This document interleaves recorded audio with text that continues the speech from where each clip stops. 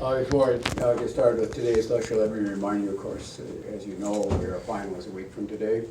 It's going to be 8:30 in the morning right here, and it's nominally 1 hour, 50 minutes, and it's the same format as your midterms have been. That is open notes, no book, and no electronics. What I can say more about that is that it's going to be comprehensive, as it will cover everything that we've covered in the course from the beginning, or it'll feed from everything that we've covered from the beginning. But it will have a fairly strong emphasis on the material we've covered since the last midterm. That is on reaction equilibrium. So any question about that before we get going today? Yeah. Did you say it was 1 hour? It's 1 hour, 50 minutes, so nominally 2 hours. Yeah. Anything else? Yeah. Do you expect it to take the whole 2 hours for us to finish the exam? Like, are you writing it to take the full 2 hours? Pretty much, yeah. I do the best I can Alright. to try to get that right. It's going to be 150 points, so it's only 1.5 times the midterm. So I think that in this final time will probably be less of a factor than it's been on the midterms. That's just my guess. Anything else? Okay, today's topic is adiabatic reactions. Now, we've always been assuming up to this point that a reaction is taking place at a given temperature and pressure, and we seek the equilibrium composition, for example, under those conditions. But the way actual reactions take place more often than not is in a reactor which operates adiabatically, or at least approximately so. And this would be true whether it's a batch reactor, as I suggested in this diagram, or if it is a flow reactor. Even though there's a slight pressure drop in a flow reactor to get it from one end of the reactor to the other, that's generally negligible, so we can treat it as a constant pressure adiabatic reaction. So what we expect is most reactions are either exothermic or endothermic, so that means they're either giving out heat during the course of the reaction or they're absorbing heat. So we expect that the temperature will either go up or down depending on the nature of the heat of reaction. And we might look at that qualitatively as follows. We can start out here with a diagram of the fractional conversion against temperature. And if we start out at some initial temperature, T0 here, that if we have an exothermic reaction, we'll expect that the temperature will be going up as the contents of the reactor are heating up. And this is assuming it gets a nice line that looks something like this. If the effects, the thermal effects are clearly sensible effects. If there's a phase change, then it will look a little bit different. That could happen as well.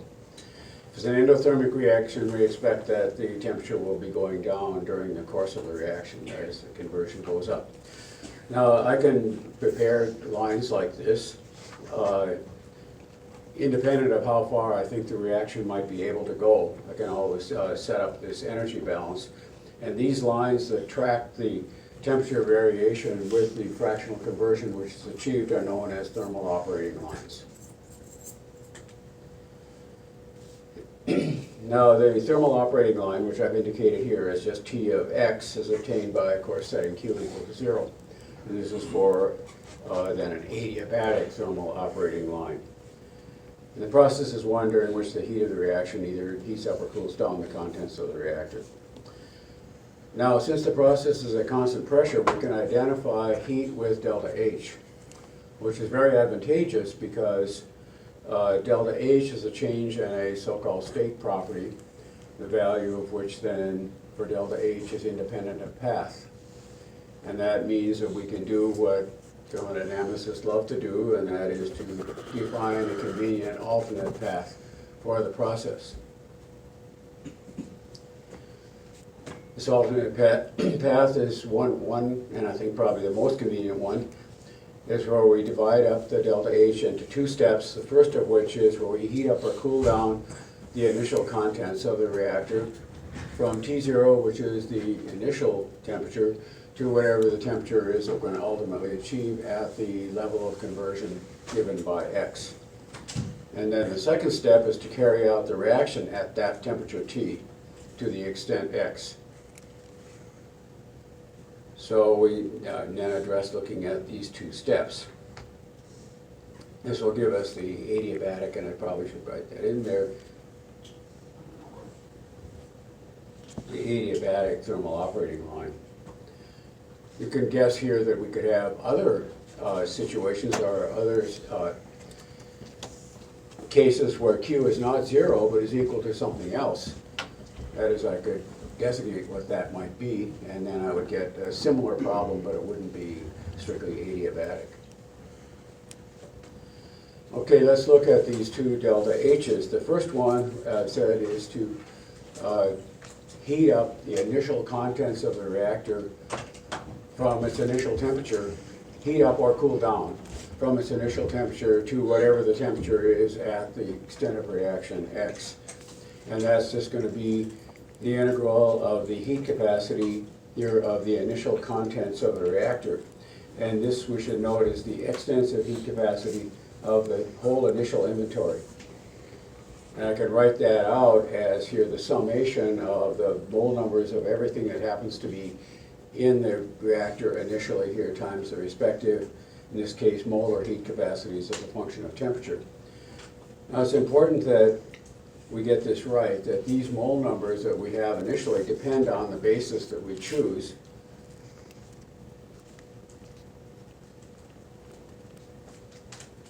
And we choose the one where we choose the basis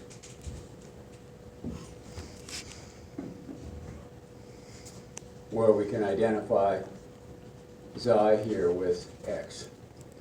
And what is that basis? That is where we choose the initial number of moles to be of the limiting reactant to be equal numerically to its stoichiometric coefficient. So all of these n's are based on that assumption. So you don't have to find the actual amount that is in the reactor at the beginning, but you take this basis and work from there. Yeah.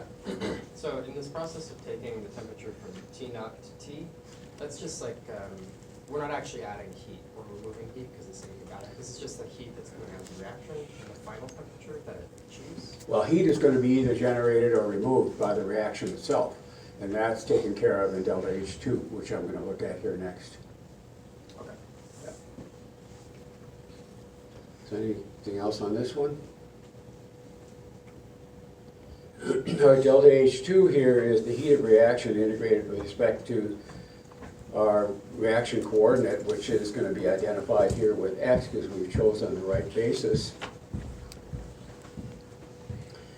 And if we make the decision that we've normally made up to this point, that we can treat delta H as though it were constant with temperature, and we can usually get away reasonably well with that, then I can just pull this through the integral and get for delta H2 the simple statement that it is equal to the extent of reaction that I have times that molar heat of reaction. And when I put these two together, I get the equation for the thermal operating line. There it is. And then I can rearrange it. Don't forget the minus sign there. And this is then the thermal operating, adiabatic thermal operating line that I am after. So having to do that, let's look at an example. And I'll go back to my oxidation of sulfur dioxide. And my initial inventory is going to be equal molar amounts of sulfur dioxide, oxygen, and nitrogen. And if I choose a basis where I choose the stoichiometric coefficient number here for the limiting reactant, it would be 1 mole. So let's just go through that again. Sulfur dioxide is clearly the limiting reactant here.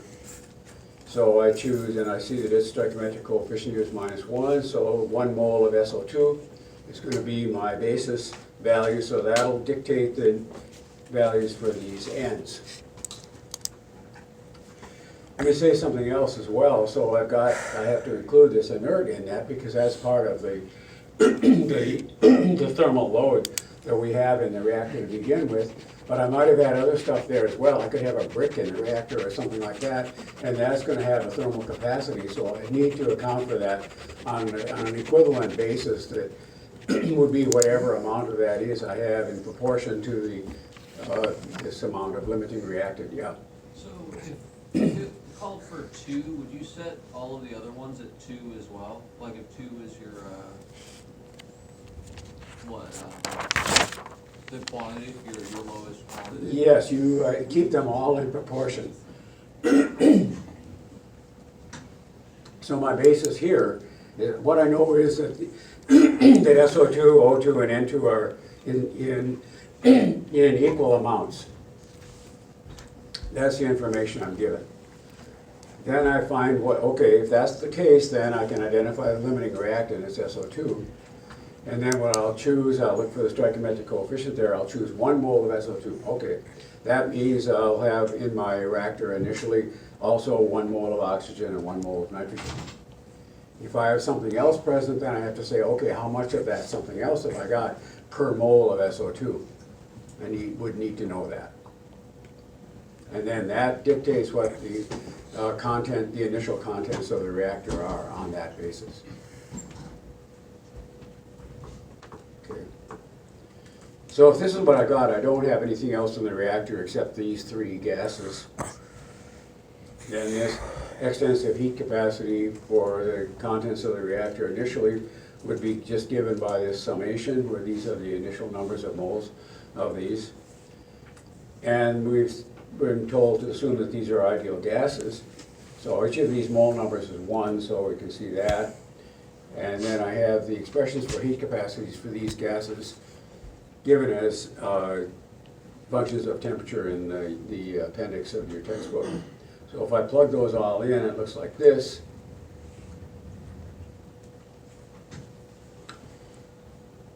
And if I work it all out, it looks like this in joules per K. I put in the appropriate value for R here, presumably 8.314 joules per mole to K. And end up with this expression for the extensive heat capacity of the contents of the reactor initially. And so this thing is what goes into this integral.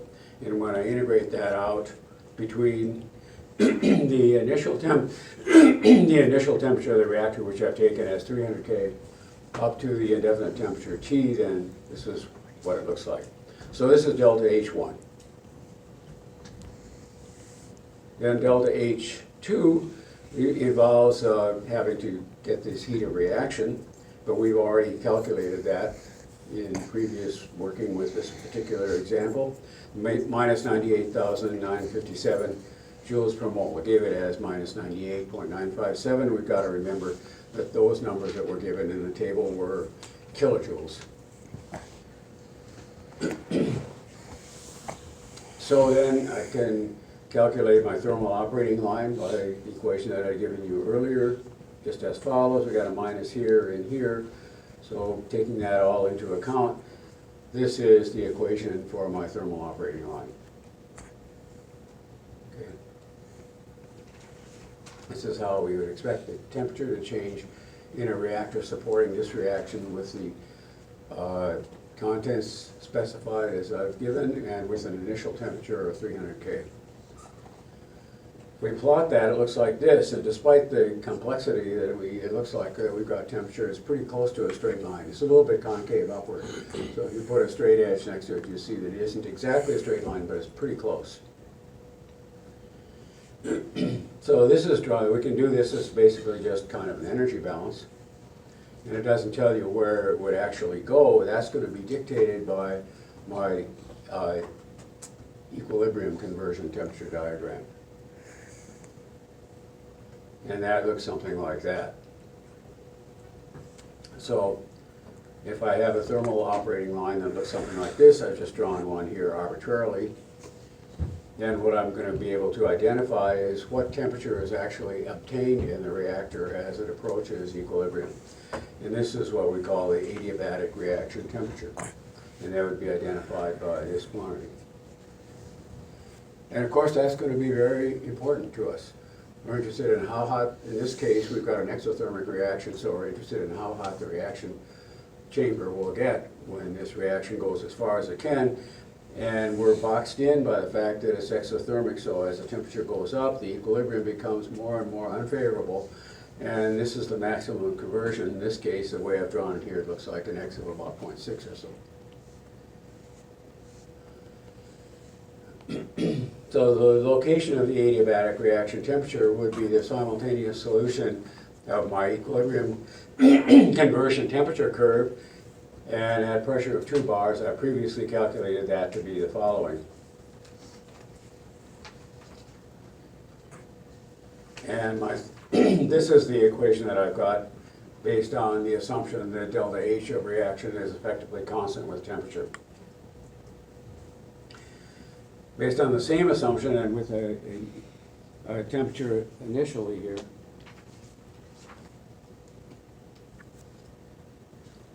batteries must have run out, so, well, maybe we got it back. With an initial temperature of 300 K, we have this equation for our thermal operating line. It goes off and on here. All right.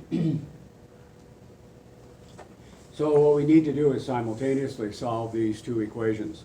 And you could imagine how to do that. I could plug X in up here, or I could plug T in down here, and get quite a complex relationship, but it's possible to do. But it's of use, I think, to look at what that solution would be obtained graphically. So I've graphed it up here both for a pressure of 2 bar that I've calculated before, and with an equilibrium conversion temperature diagram for a pressure of 10 bar above it. And with the thermal operating line, I actually did that math and solved those things simultaneously and got the following set of results. So at a reactor pressure of 2 bar, then I get the maximum conversion that can be obtained here if I'm starting out at a temperature of 300 K for my T0 is 0.69.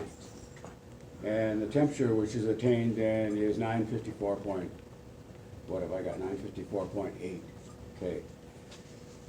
But we know that the equilibrium conversion is favored by pressure here because we've got a decrease in the number of moles of gas per mole of reaction. So there we're going to be able to get a bit farther because we've got an equilibrium reaction curve that goes up. So there we can get a conversion of 0.738 with a temperature of just a little bit below 1,000 degrees K. Everyone see this?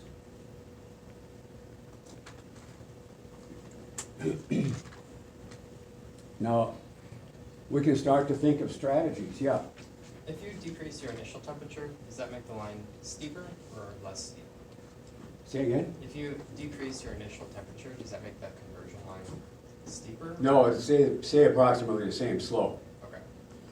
but I'm going to show you that right now. Sure. So it's just, this is just going to be a qualitative demonstration. I want to preface it by saying, well, now this is our situation. So normally what we want to get is a certain result. We would like to get the maximum conversion possible in this type of reactor. So what can we do? This is an exothermic reaction, so I think it's evident that we would want to decrease the feed temperature to the lowest value that we can reasonably use.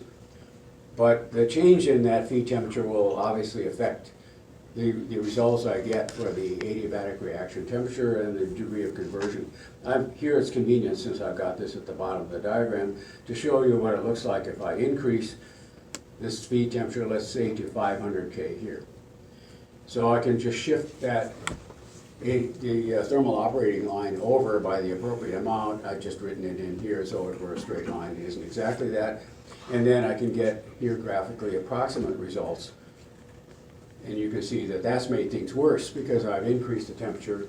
I could presumably make things better if I was able to bring it down here and get a higher conversion with a lower initial feed temperature.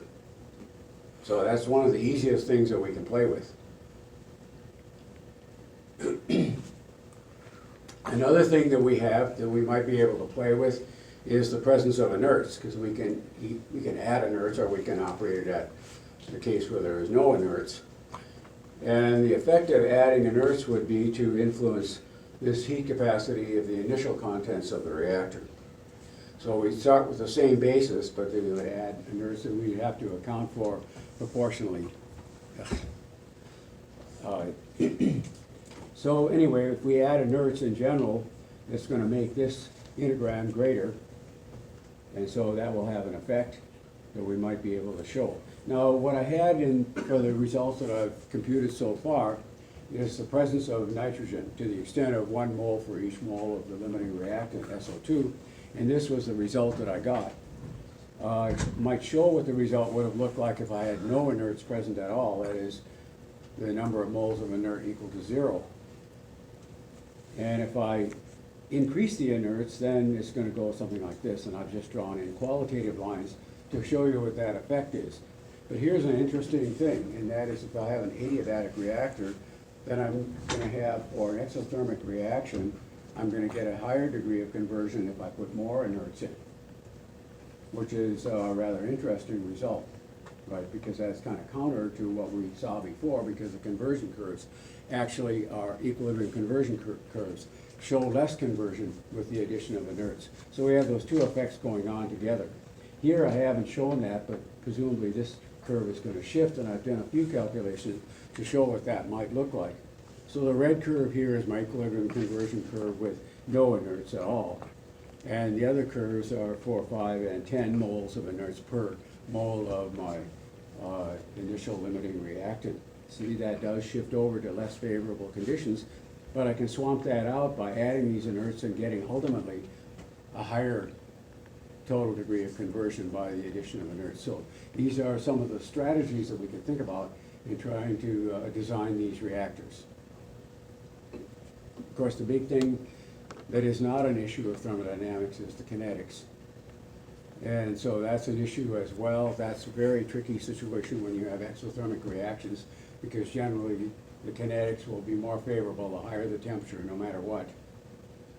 And so that's going to put its own limits on this, but we're interested here in what the thermodynamic limits can be. Okay with that? Well, so we can use this to define an important parameter for characterizing fuels, and that is what we call the adiabatic flame temperature. And the definition of that is it's the adiabatic reaction or combustion temperature reached when a fuel is oxidized in either air or pure oxygen, and you need to specify that.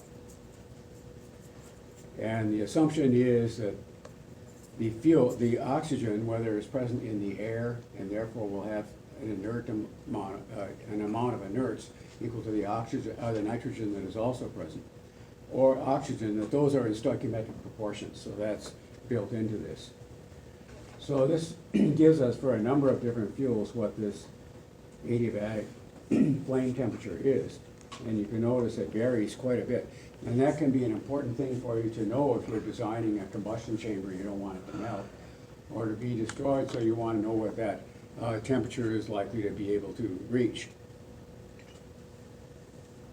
It's important also to note that there's a difference. Unfortunately, there are a couple of data points here that show that if I have, here's the fuel hydrogen, that if it's in oxygen, I'm going to get a higher reaction temperature than if it's in air, and that's a reflection of the fact that the air has disproportional amount of inerts in it that will keep that adiabatic flame temperature down. This is the end of what I want to discuss in terms of reaction equilibria. This is an outline of that part of the course that we've covered in the last week and a half or so. A lot of different topics here, so we've covered quite a bit of ground. And as I said, the major proportion of the final exam is going to be on material which is outlined here. But what I have done is post on Monday's file for figures in the campus site is the outline for the entire course. So you can take a look at that as well. So we're done for today unless there's any questions or discussion. Yeah. I have a question about the inerts. I'm still a little confused. So the addition of inerts causes the thermal operating line to increase, or like to go towards a higher conversion, but it causes the equilibrium To shift the other direction. So there are opposite effects. Opposite effects. But you can see that it's interesting that the presence of it, the effect on the thermal operating line kind of swamps out the effect on conversion. So by swamps out to mean like it's not as close to the... Say again? Like the thermal equilibrium line is like the shift to the left is not as strong. Is not as severe. Yeah, okay, got Yeah. it. And that's all the way up to having a number of moles of 10 times what the limiting reactant is. So the shift even for that is not too great.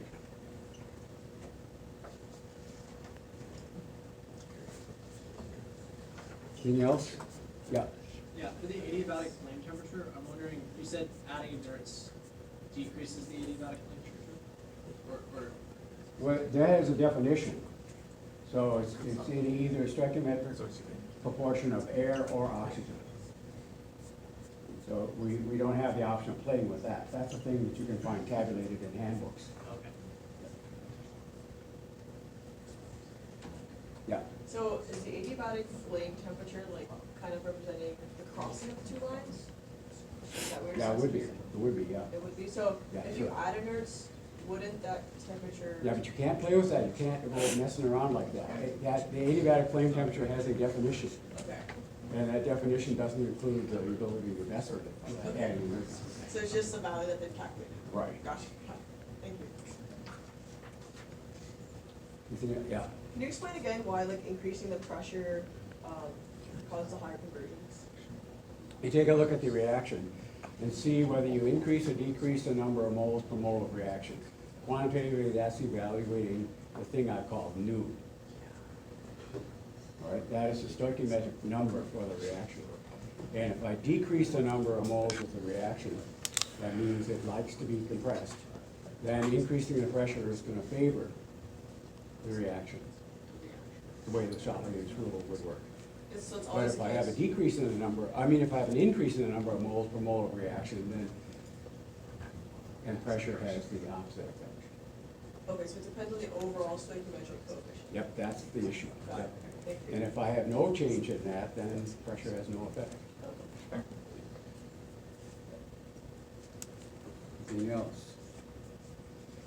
Okay, I don't know how many of you would be interested, but I'm gonna show up tomorrow at 9:30 and for a Q&A.